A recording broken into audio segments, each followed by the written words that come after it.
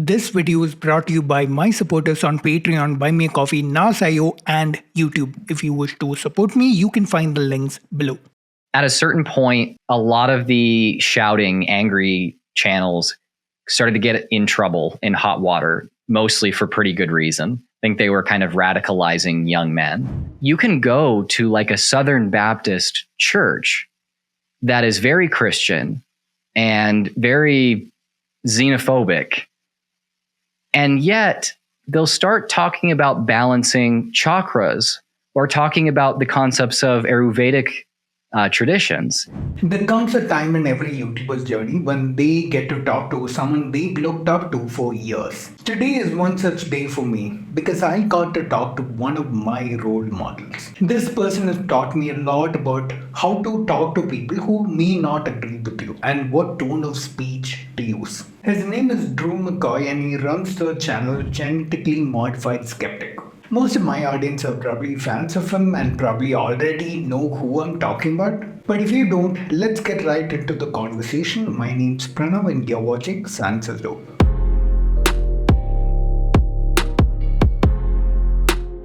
What is up, people? So I know for a while I've not done longer videos like these, but this time I have with me someone I've admired for a long time and someone I'm sure a lot of you are fans of.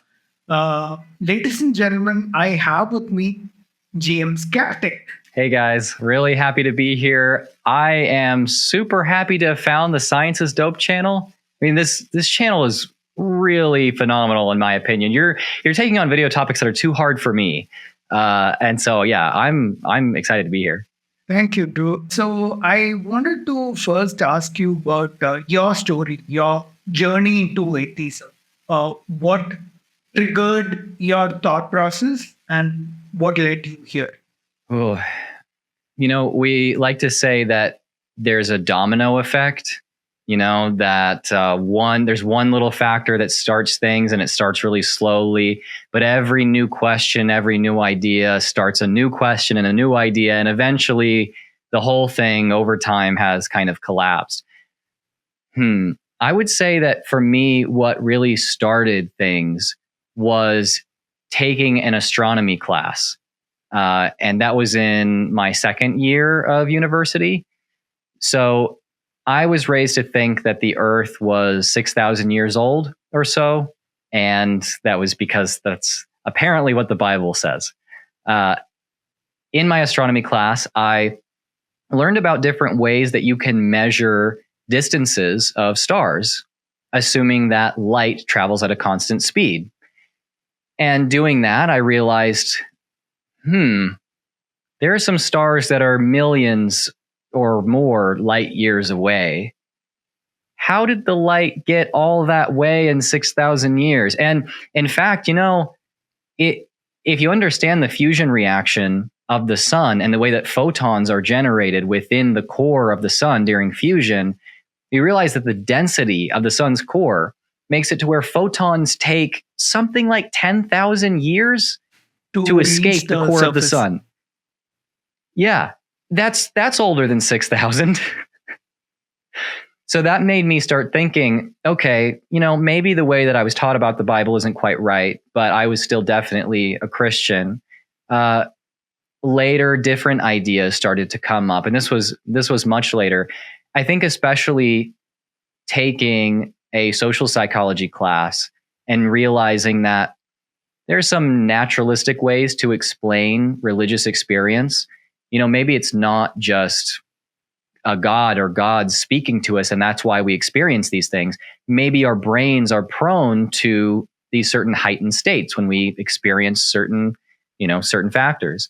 And further, I learned that in a master's level class that human sexuality is kind of best viewed as having some inborn traits and some things that are developed through nurture, and one of the things that tends to be inborn or at least not very changeable is sexual orientation, like the type of person that you're attracted to. I was taught that it was a choice. If you are LGBT, you just chose to be that way because you want to sin against God. And of course, this means it's unnatural. So learning about the distance to the stars, that the earth is old, learning that maybe religious experience can be explained through something like science, that homosexuality is natural and is not actually harming anything. That was a lot to the way that I was raised within religion. And so I had to go on a journey of questioning. After months and months and months of deeply questioning, scientifically, philosophically, morally, I got to the point where I thought, I just don't think that I can honestly call myself a Christian anymore. I'm something else. It took a while to get to atheist, but I was not a Christian at a certain point. Hmm. Okay.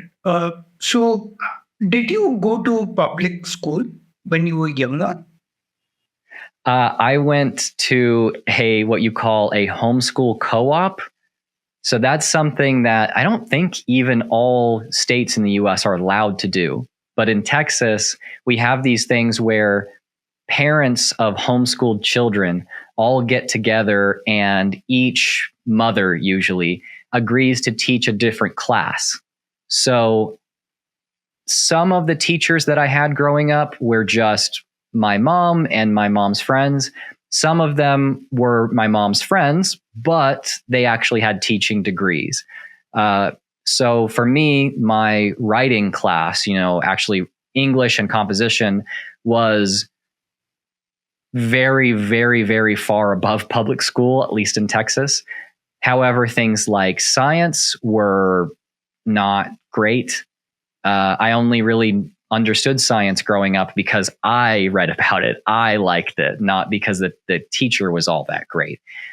So basically, I was homeschooled with a little extra. So, why did you decide to label your channel as skeptic rather than atheist? Yeah, that's a really good question. I mean, for me, the whole thing was not really about a specific conclusion or even specific identity. Yes, I consider myself an atheist, but I'm not really trying to make people atheists at the end of the day. Like you said on your channel, you can be an atheist for not good reasons. You can think irrationally and be an atheist. It's not that hard. I've met some people like that. I'm a lot more interested in making people think critically and skeptically. If that means that they stay in some form of religion, but they're still a good critical thinker, that's fine. And so to me, labeling it skeptic rather than atheist got at my actual goal of my channel, which is not to make people agree with me on everything about religion. Are there any other atheists in the YouTube space that you looked up to before you started your channel?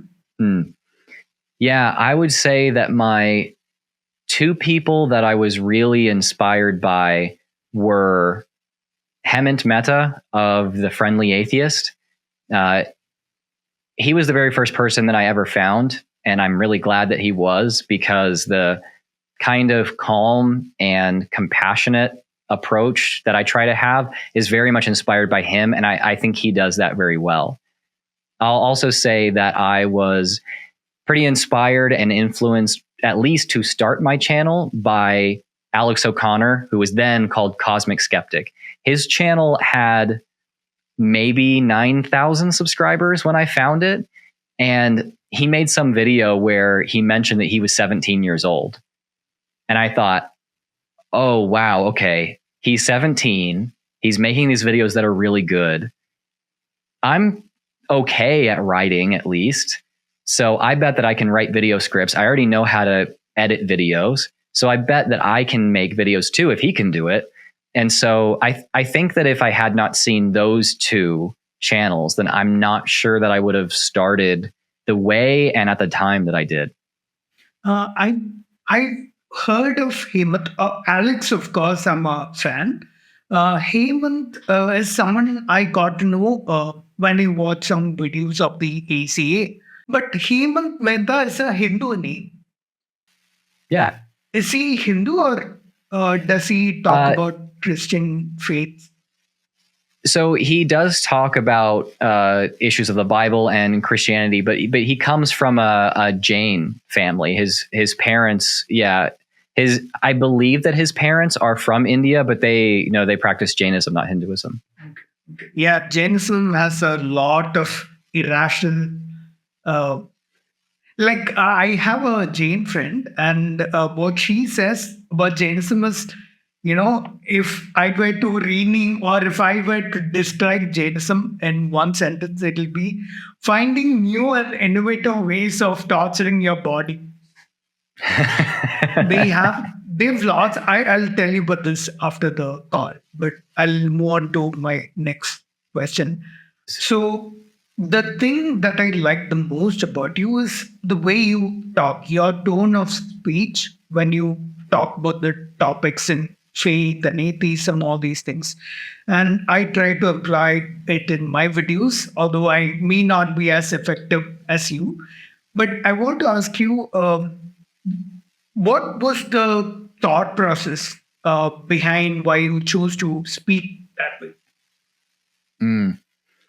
So speaking of Cosmic Skeptic, at one point I showed a video of him to one of my family members, and I thought he explained things very calmly and very rationally, and it would be difficult to get upset with the way he stated things.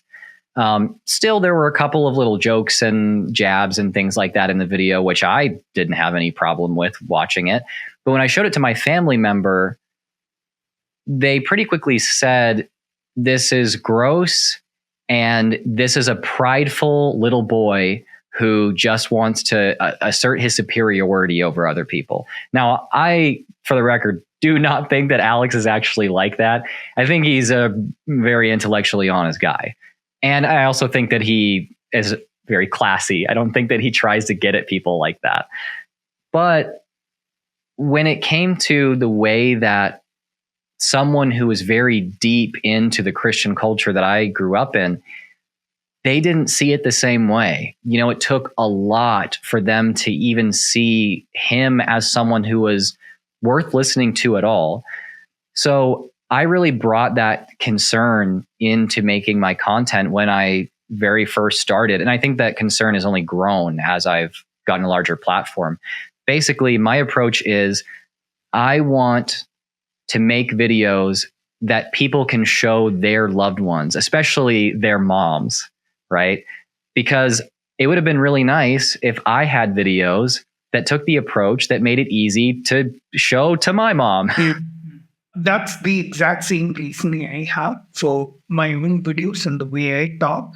But this realization of I probably should speak in this way for my message to be conveyed or received effectively, that realization is something that occurred to me maybe a few videos into my YouTube journey.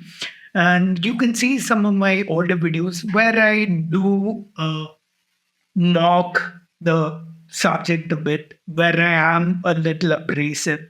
But I think at the time, YouTube India was something that was in its nascent stages. And I was influenced, you could say, by the kind of videos that were on the platform. And they were videos that try to generate some sort of drama or try to provoke the viewers and get views that way. And I think I was initially pulled into that sort of mentality, but I'm glad I came out of it because a lot of the people that like my content like it for these same reasons, for the tone of speech that I have. I want to ask you, you've been someone in the YouTube EP space for more than half a decade now, almost a decade. In that time, how have you seen the space evolve? Like, how was it when you first started compared to how it is now? Yeah, there have been so many phases of atheist YouTube. I think that Atheist YouTube, when it very first started, started primarily in the US and somewhat in the UK as well. And that was around 2006 or 2007. So YouTube was only a couple of years old at the most when Atheist YouTube first started. And at very first, it was people just kind of doing talking to the camera with no script, and it was chill.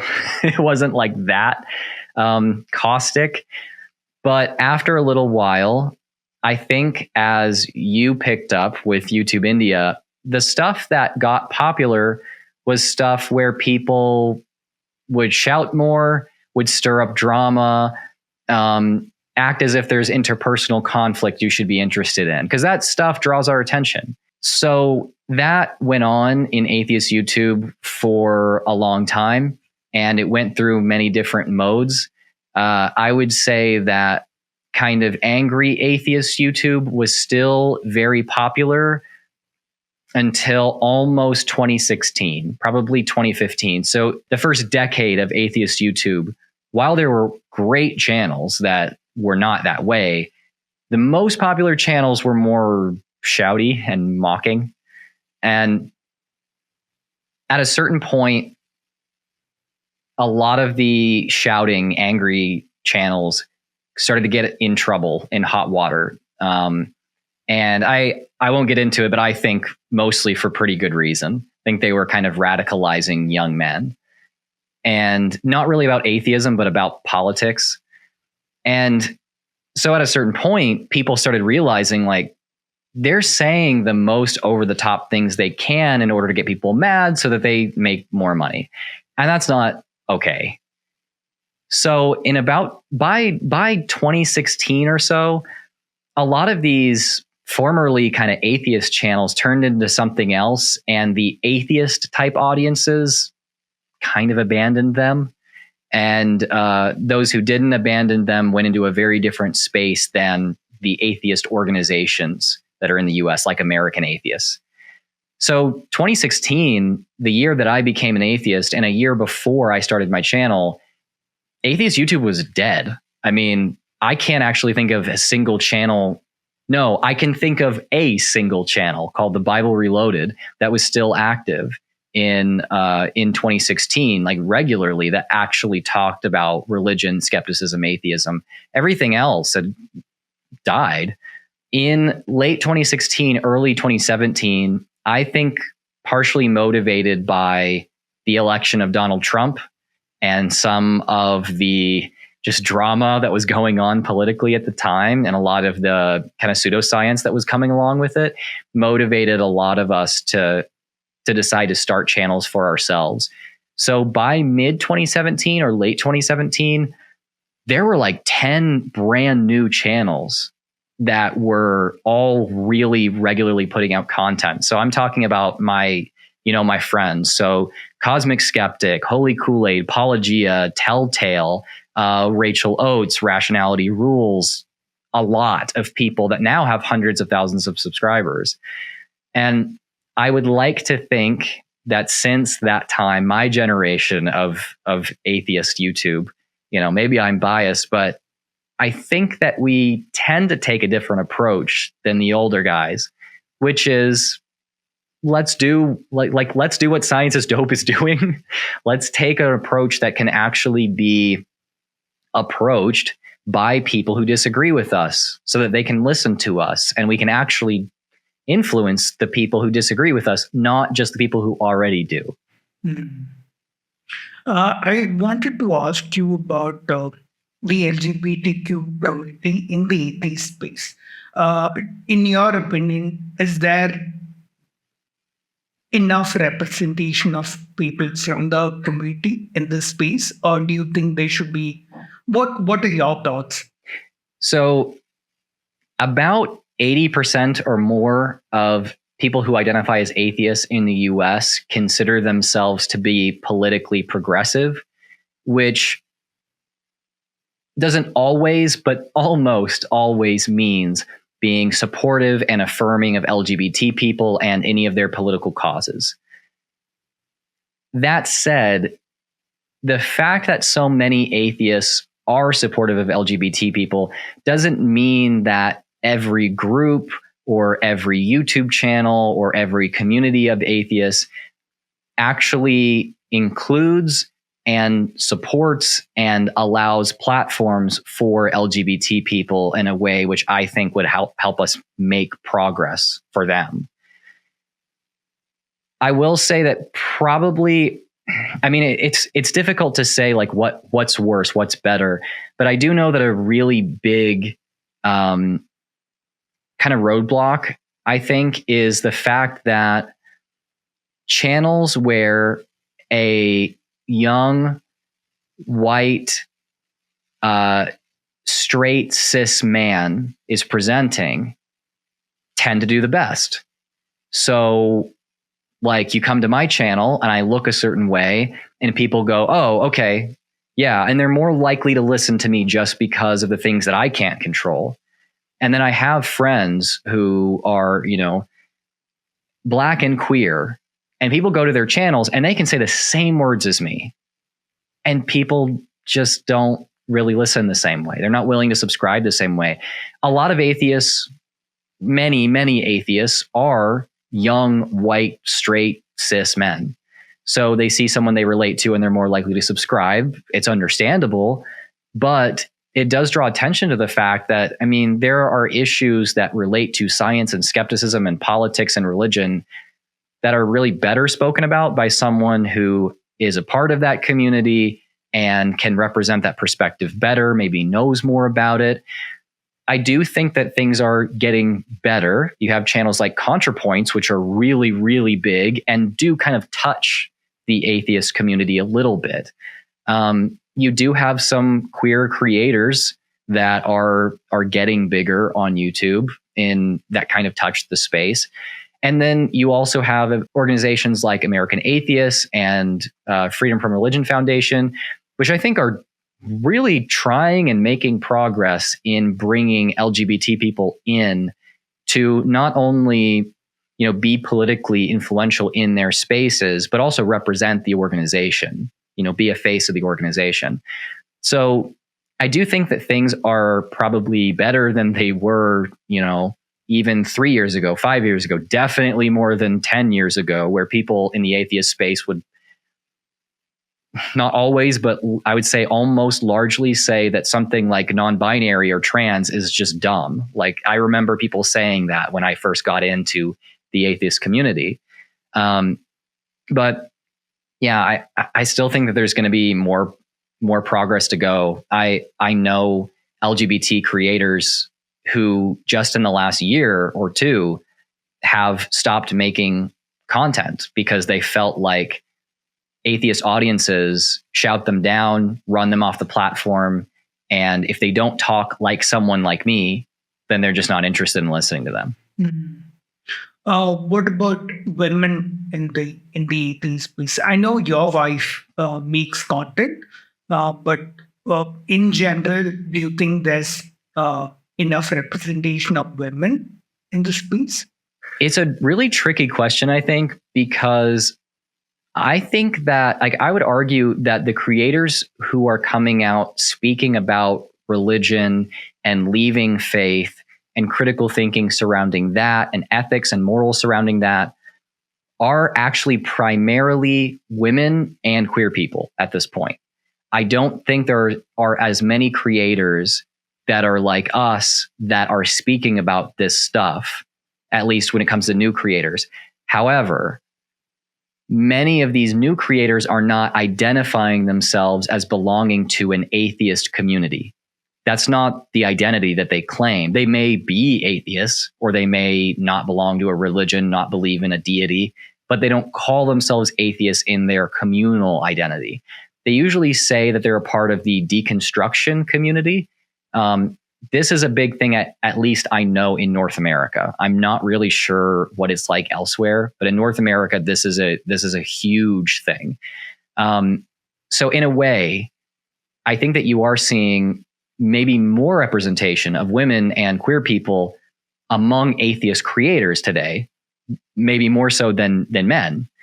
However, they're not calling themselves atheists, and they're not running in exactly the same circles as someone like me. Yeah, I think, like you said, I think the atheism label is something that has kind of gotten a bad rep because of some of the creators, some of the influential people in the space that were there maybe 10 years ago. And that may contribute to why they don't want to be identified with that label. I wanted to ask you about Faithless Forum, which was a community for YouTube atheists, where you were the president. Did you start it? I think you did. Yeah, I mean, I was one of the people who started it. I won't act like I was the only person involved or that was very influential on it. I think that I provided a lot of energy for the first one, and I did a lot of the planning. Like I planned most of the content for the first one and for the second one. However, there was always a board there. There were always basically just like friends of mine who were doing just as much work as me. And so, yeah, like I was definitely, I started it, but I started it with a bunch of other people who also started it. What's its status today? Is it active? And are you part of it still? So I would say that it's on hiatus, and whether or not I'm a part of it is iffy. Not because of any kind of like drama, or it's not honestly that interesting. So the president of Faithless Forum right now is not me. It is Thomas Westbrook of Holy Kool-Aid. He ran the last one. I wasn't involved in the last one. I'm not sure he's thinking about bringing it back. He's talked a little bit on Twitter about bringing it back. And I know he's talked to me about different ideas he has for it. And it kind of just depends on like how much I'm on my grind with other things. My channel takes up a lot of my time now, and I'm doing kind of different things than planning events right now. I'm pretty open to being a part of the content planning and to being involved, like, talking in front of people, showing up, helping out, all that kind of thing. Thomas is actually my best friend in real life. So whether or not Faithless Forum happens this way or that way is basically like ultimately he decides more so than me. But it's like a decision and a process of decision making between like two best friends. And we'll see what we hammer out over a few games of Smash Bros. And and going to the skate park. We'll see. I mean, the US has a lot of communities in the atheism space. Are there other communities that you're a part of or that you're associated with? I wouldn't say that there's any that I'm super closely tied with. I am, I've always kind of identified with a few communities in Texas. So one of them is Fellowship of Free Thought that's in Dallas-Fort Worth area. I still have some friends that I did Camp Quest with, which is like a secular summer camp, basically about critical thinking and rationality, that kind of thing. I still stay in those groups. I'm in some very, very private groups that have to do with recovering from fundamentalist indoctrination and abuse that I'm part of. I won't say the name because they're meant to be private.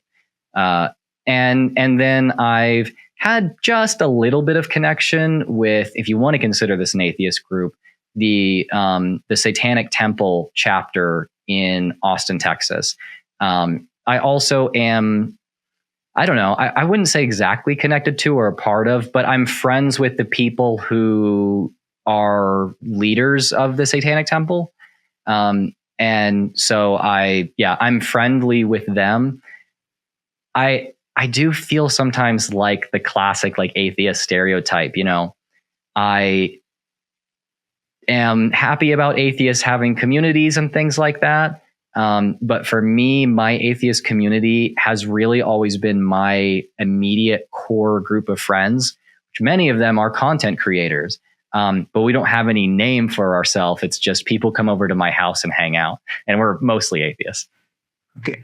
You mentioned the Satanic Temple and the name. I know that the Satanic Temple is non-supernatural. I mean, they don't believe in anything supernatural, and they're like I've read the commandments of the Satanic Bible, and I think they're the most they're like rules you should live your life by.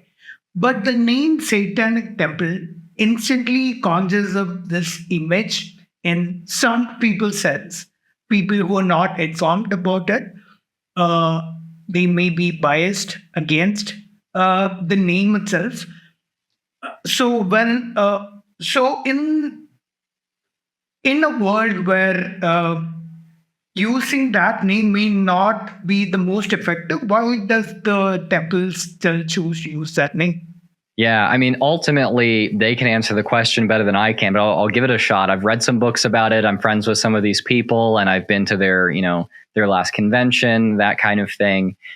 So Satan does conjure up certain images for people, and it traditionally, Satanism, satanic practice has meant some specific things. That said, there has always been a really, really huge gap between what Satanism is and what the people who are called Satanists, not that they call themselves Satanists, but who are called Satanists by Christians mainly, actually do.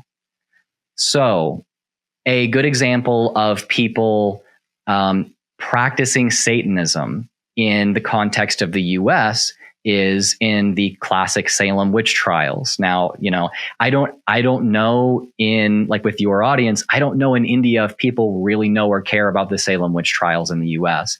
But basically, this was this idea of this very religious community that came and settled in the US.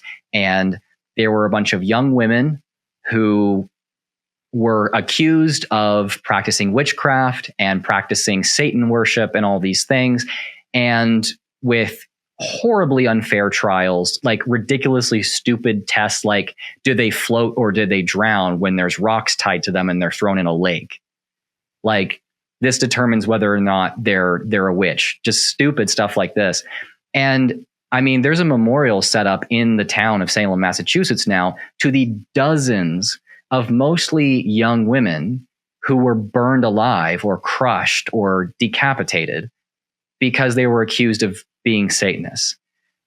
Now, there has been a community of people who don't belong to any specific religious label in the West, in the UK, in Northern Europe, in the US, in Canada, in Mexico as well, they've been called satanic and witches and all of these horrible things many times, when really what they do is they don't practice mainstream religion. They practice their own folk traditions. Or another way that this is manifested is they were actually LGBT and meeting in their own groups before LGBT became a concept in like the modern mind. So Satanism, Satanist stuff has always been used to mean a specific thing. And if you study into the history of it, what it has always meant is person who is doing something that the church does not have total control of or might disapprove of for arbitrary and frankly ridiculous reasons. So, yes, absolutely. If you call yourself a Satanist or, the Satanic Temple, people are going to go, whoa, that means evil or something, right?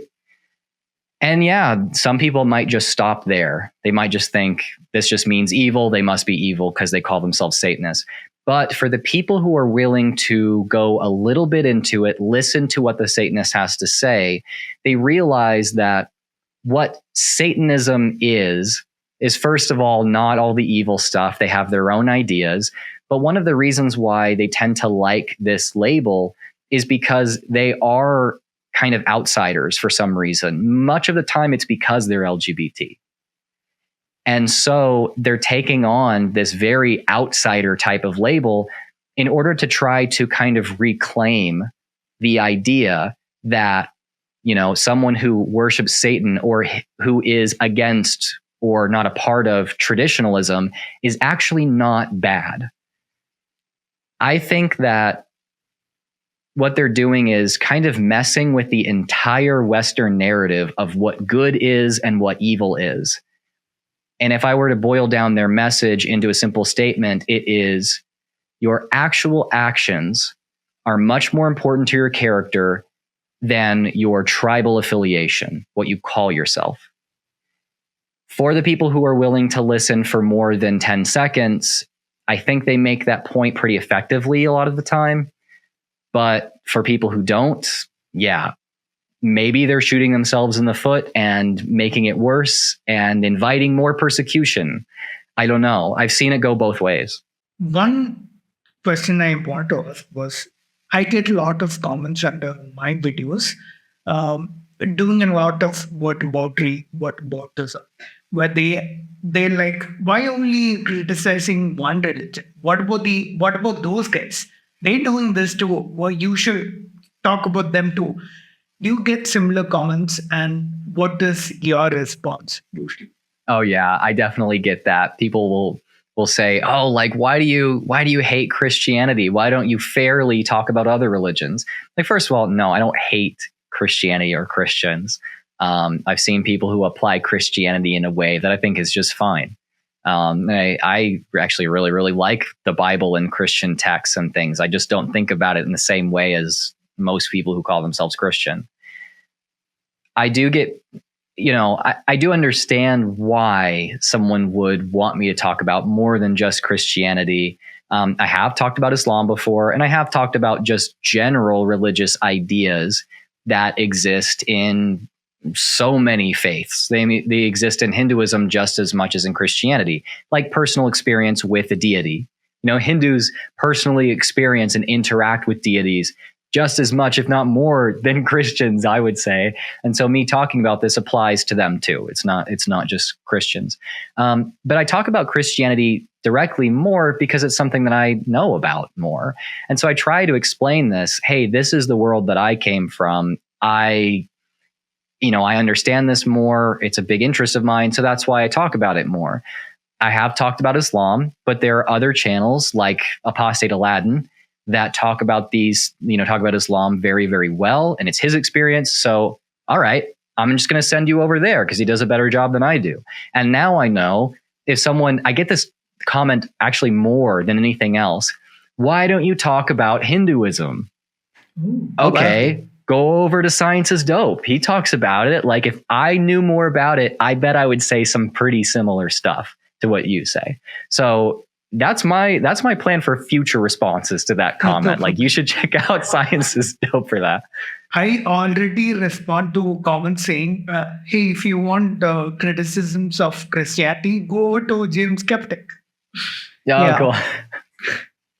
Awesome. So since we're talking about Hinduism, I want to ask you, what are your thoughts in general about Hinduism? I think the first thing I have to say is that I just don't understand the intricacies of it in the same way that I understand Christianity or even Islam. It's not an Abrahamic religion. I probably understand Judaism a lot better than I understand Hinduism. But also, one thing I do understand about Hinduism is that it's not like one religion.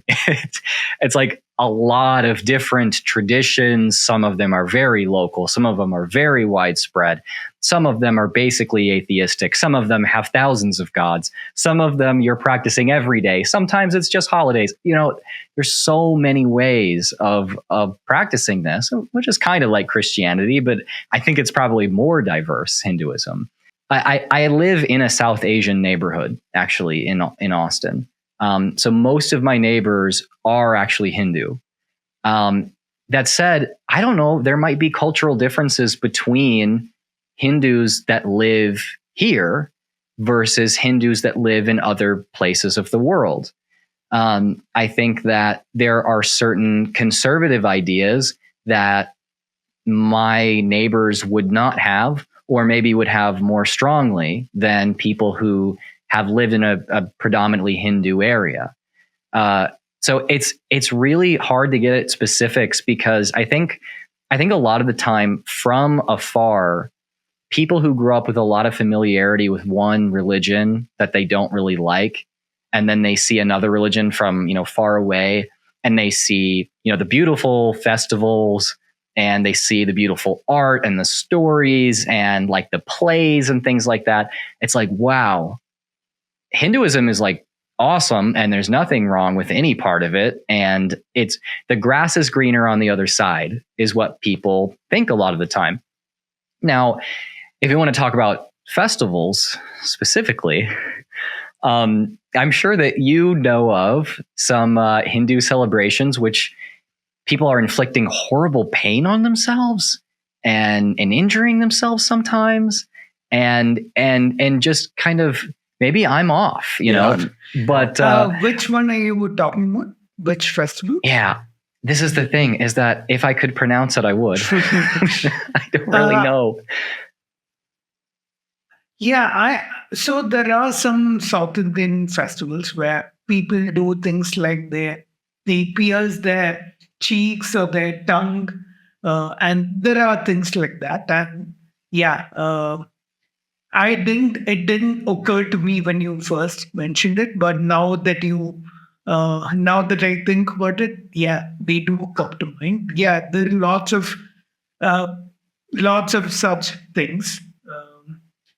But in general, if you were to ask me about Hinduism, see, like you said, Hinduism is not really one religion. It's like a set of traditions. It's like a bunch of religions, you could say, folk religions, large scale religions that kind of have similarities. So they might worship the same set of gods. Some people might not worship some gods, which these people may. These people might, and yeah, that whole set of ideas is collectively called Hinduism, and this name kind of came after uh, the Europeans and the Persians, who did most of the traveling and trading back then. They would call this whole culture on the east of the river Indus, or the river Sindhu, Right. as the Hindu culture, the Hindu religion, the Hindi language, Hindustan. Even the name India comes from that river Indus. And that's what it is. But you said earlier that the grass seems greener from the other side. Having grown up in this culture, I can tell you that Hinduism is nowhere near better than any of the other religions. It's got horrible practices. It's got really bad pseudoscience based or irrational ideas in the religion, and we can discuss at length. And this whole video will be about that. But maybe we'll keep that for another day. But what I want to say was, in this culture, different regions might, have festivals or ideas or traditions that are unique to them. And one such thing that you mentioned is the festival that you talked about. I've never seen that growing up. I've never seen it myself. This happens in one part of the country where, which I never had any, growing up, I never saw any of this. But yeah, you can find lots of such festivals and cultures and traditions. And yeah. I think the thing that concerns me the most, at least from my perspective, when it comes to potentially harmful practices within Hindu communities, is just the alternative medicine things that I see coming out of traditional ways of thinking about the body. And interestingly, in the US, especially conservative Christian communities are starting to take on a lot of traditionally what we here would call Eastern ideas about physiology. And so you can go to like a Southern Baptist church that is very Christian and very xenophobic, and yet they'll start talking about balancing chakras or talking about the concepts of Ayurvedic traditions. And they think that they don't think that it is religion. If they thought it was a religion, they would say it's bad because it's not Christianity. They think it's science. And they think it's science that the Western healthcare system has banned, because it's a threat to rich people or something. And so weirdly enough, I see a lot of people in the West taking on some kind of superstitions that might have originated in more like Hindu communities. So maybe you and I are kind of starting to see similar things among, the older generation where we live. Yeah, true, very true. So, Drew, I want to ask you, because I've seen you go to different parts of the world to see what their religious cultures are like. I've seen you go to the Middle East. I've seen a video where you went to Singapore to see what Eastern religion is like. And is there any chance you'll come to India to have a look at what things are like here? Okay, I would absolutely love to go to India. That would be a huge treat for me. My biggest issue with traveling, as I'm only 29, but I say as I get older, because genuinely as I get older, traveling, especially long distances, becomes more difficult. But I have some friends that I know this is so far from you, but I have some friends that go to Punjab like every few years, and that's somewhere I would really, really love to go. That said, maybe I could, since I'm that close, at least, I could swing over to central India and hang out with you, and you could show me around. Yeah, I think that, when I went to Israel and Palestine, I had to have people lead me around and show me around because it's so different that it's hard for me to get around on my own. And of course, I wouldn't know any of the language. And I'm sure that, at least where you live, plenty of people would speak enough English to be able to help me out. But I might need some help. So yeah, I would actually really love to come to India. In certain parts of India, I find the same amount of difficulty with language.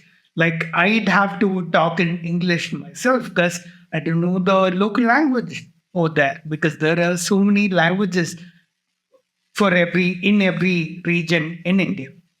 And yeah, for sure, if you do plan to come over around this area, I'll host you for sure. I have some friends. I have some friends that I was really close with in college, and they're from Sri Lanka. So if I went to India, and especially if I went to like South Central India, and they found out and I didn't go to Sri Lanka, they'd be like, come on, man. Like, you're just one flight over. You have to come to Sri Lanka too. So when I have the savings to go to India and Sri Lanka, then that's when I make the move. Come to think of it, I have been planning to visit Sri Lanka too. I've never been there, but yeah. I want to ask you, so Drew, you're a pretty funny guy. I've seen some of your speeches and live conferences, and it's very entertaining to just watch you especially. And I know that if you wanted to, you could easily make your scripts funnier, but I see that you don't. Is that a conscious choice? Like I've seen some jokes, maybe some memes in the beginning of some videos, like maybe a cartoon or something. But yeah, in the actual video, you don't make any jokes. So why is that a conscious choice? If so, why? It is partially a conscious choice, and it's partially just me needing to improve. I say it's partially a conscious choice because sometimes I'm talking about something and it's just, it can be difficult to maintain the kind of approach where people find it accessible, are willing to listen to me if I'm making jokes that could be perceived as at their expense or at their religion's expense. So as much as I'd love to include jokes more often, and my audience likes when I do that, sometimes it's just a matter of trying to keep people from being offended. And so that's a tight line to walk for me. Another part of that is just my sense of humor is more observational. I was always like the class nerd and the class clown at the same time, but I've never been like a joke writer. I don't come up with funny things to say and then just sit on them and wait and eventually, give a routine or something. It's more like I just think of funny things to say off the top of my head. So when I'm live, I make lots of jokes. But when I'm writing a script, it's hard to put in my sense of humor in writing a lot of the time because that's just not how my brain works. If it's not improv, then it's almost not there.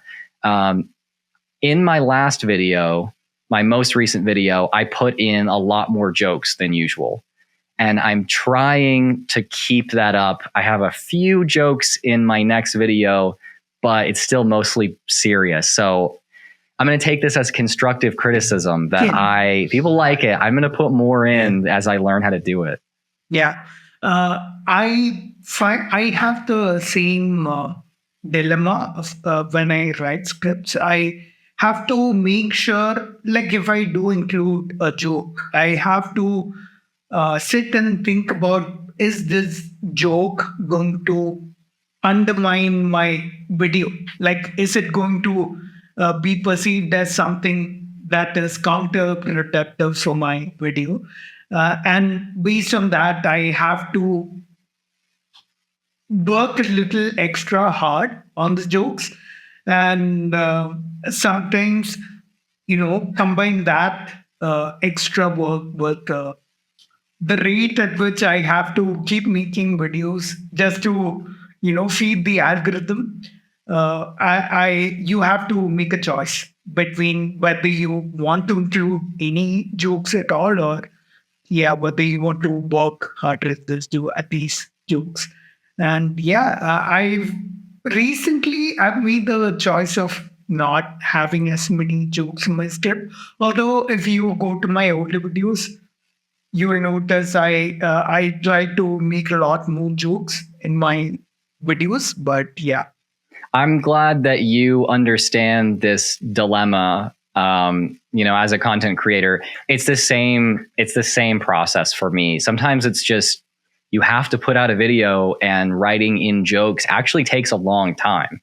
So sometimes you just don't have the time for it. Yep. And I want to ask you, like, are there any YouTubers, your favorite YouTubers, the ones you look up to, the ones you be like? And I don't want to create any drama, but if you want, you can mention the ones you don't like. So I would say that YouTubers that I really like and I've spoken to, one of them is actually a good buddy of mine. JJ McCullough is a Canadian YouTuber who I really like. I think I know him. Yeah. Okay. Yeah. Cool. He doesn't really talk about the same subjects exactly, but he's a very maybe prolific, very, very skilled critical thinker. And so when he presents informational or educational videos, he does a really fantastic job, and he makes it really fun and lighthearted and easy. He also has more experience than I do, so I really look up to him in a lot of ways. We collaborated pretty recently on my channel, and then I would also say you might know him because he talked about science stuff so much. Answers with Joe. Do you know the channel? I don't. Okay. It's a channel that you should check out. I take a lot of notes from him. He's been doing this for a good bit longer than me, and he has almost 2 million subscribers. He does really, really well. I've talked to him. He actually lives in Texas. He's a very nice and I think very ethical guy. I think it can be very difficult to get a lot of views and also be ethical and not promote any misinformation. And he's somehow managed to be like a very moral person who educates his audience well, and he makes tons of content. So I look up to him a lot. Man, creators that I don't care for, I would say, like, if someone is selling like a motivational course, like, oh, I'm going to teach you how to be the greatest YouTuber ever, and you're going to make millions of dollars, and you're going to attract women and all that, I probably don't like them. They probably suck. I'm sure you can think of lots of different people. Nah. I also really don't like creators that like they pose as educational channels and they reference scholars a lot and authority figures a lot. But if you look into who these scholars are, they're religious scholars. Like they run a church or a temple, or they're a guru, or they write self-help books, or they're a naturopath. And so they conflate ideas of actual education, like good scientific skepticism, critical thinking, with what they're doing. And it gives them a lot of credibility when what they're saying is just the same nonsense as anyone who doesn't pretend that it's science is teaching. So I really don't like that. It can come in the form of religious apologists, like these Christian YouTubers. I mean, there are Christian YouTubers who don't do that, and there are Christian YouTubers who do. I'm sure there are Hindu YouTubers that do that and those who don't. I've seen you respond to some Hindu YouTubers who talk about stuff as if it's science, and it's like, no, this is just traditional stuff. I think it's very important to teach people. Like, what I try and do is I try to not just tell them or preach to them what is correct and what's not. I want to arm them with the tools that they can use to judge this for themselves. And lately, one thing I've been doing is I've been teaching people about errors people tend to make in their reasoning. I've been teaching them about biases and fallacies and things like that. And this writing, if anyone understands how fallacies work, this using an authority figure to exert your point, that is a fallacy. Like there were a lot of creators in India just misinforming left and right. And you can see a sea of such creators, especially on Instagram. It is pretty bad on YouTube also, but Instagram is horrible. And because there's so much content, I am taking the route of looking at the video, looking at what kind of fallacy they're making in the video, and making a game out of the whole thing that people can play, but at the same time, learn about faulty reasoning, learn about critical thinking, and hopefully that is successful. I think that you may be very successful in doing that. I've seen your Instagram, and it's really good. You kill it. And I don't have an Instagram for my channel. Just I focus on my long form videos, and I just feel like I never get around to posting shorter form stuff. But like you said, it's really, really bad on short form platforms like Instagram and, like TikTok. And so maybe I need to take some pointers from you with what you're doing, because obviously, it's working, at least to a certain extent. You do well. So in short form content, what people can easily get away with is they'll show the headline of some newspaper article or maybe some faulty study for like half a second. And based on that, make some, some long drawn, or they might extrapolate some conclusion that they probably shouldn't. And based on that, they'll make some reasoning and logic. And at the end of the day, whatever traditional beliefs they have, they'll end up concluding that. How convenient. So, that's the issue with short form content. People can get away with showing faulty research to substantiate their conclusion. And I try to call that out, but there is a huge sea of content coming out from those creators that one person, like me being just one person, that might not be enough. And the other thing is that other than me, there are no major creators that combat this misinformation in India. And I know some small channels, and I'm friends with a lot of them. But it's almost like a one man. I know a one man army, but I'm still kind of optimistic because I think you just need a little bit of rational or critical thinking to fight a lot of and irrational ideas. What do you have to say? I think that, YouTube and just social media in general in India is still in its infancy.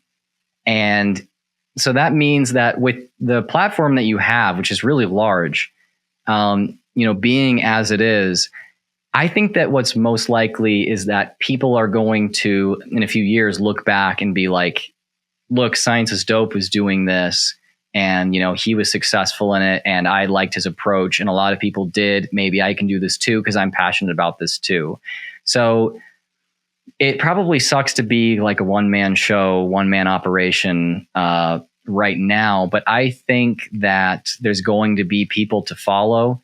I know that for me, there's a lot of creators that came before me, but there's even more that came after me. And I have a lot of people say that I had some kind of positive impact on them deciding to do what they're doing. And I'm like, oh, good, because I can't do it by myself. There's too much. So I would be optimistic too. I think it will work out somewhat in rationality's favor in some places in the future. Yep, I hope so too. And Drew, that's it. That's all the questions I had. Are there any questions you have for me? Anything else you want to talk about? Man, I think that after this conversation, I need to learn more about the intricacies of pseudoscience in Hinduism so that I can up my understanding of that and have some more tools for combating irrationality. And watching your videos really does help with that. But if you have any particular places that I can look to kind of learn about this stuff, then I would love to hear that. Yeah, we can talk about that after the call also. But I would recommend you look at the traditional medicine in India. It's going mainstream, and it's become an industry where there are companies, there are huge companies. They run ads promoting, or these medicines are actually harmful. There's a law in India which lets them sell their product on the market without doing any safety testing on them. Because I actually heard that. Yeah. I actually heard that from a video that I watched of yours yesterday. And I thought, oh, wow, it's so similar to the US, actually. It's probably a little bit worse in India, but the laws are so similar. And that's scary because I think the laws here are bad. Yeah, I see that's a good place to start. Traditional medicine, Ayurveda especially. And yeah, that's it. I think we can end the recording here. Hope everyone enjoyed. I will see you in the next video. Drew McCoy, everyone. Thanks for having me on. Hope you enjoyed the conversation as much as I did. I'll try and bring more such people on the channel. If you like my content, it'd be really awesome if you could support me because that becomes my main source of income. You can either give me a one-time support using one of these options, or you could give me continued support using these options, for which you will get special perks that you see on your screen. I'd like to thank all my patrons who support me at the highest support tiers on Patreon and YouTube. I'll see you in the next one. Till then, remember, science is dope.